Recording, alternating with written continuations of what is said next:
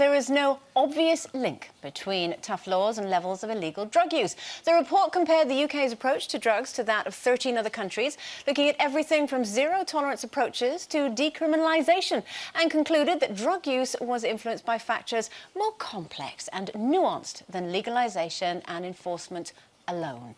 How do we solve Britain's drug problem, Jane?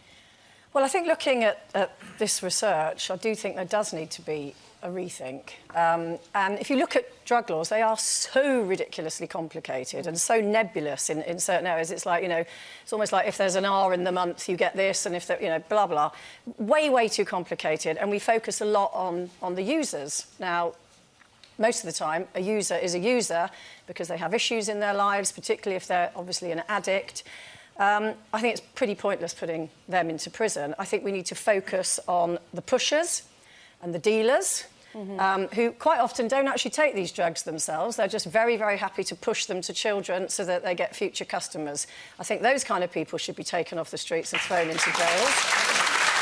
And then the second thing that I would do is that I would employ people. I would make it all about focusing on health and vanity, because I think, you know, lots of young people worry about what they look like. I would get somebody like Daniela Westbrook, who's been very open about her drug problems in the past. She lost her septum.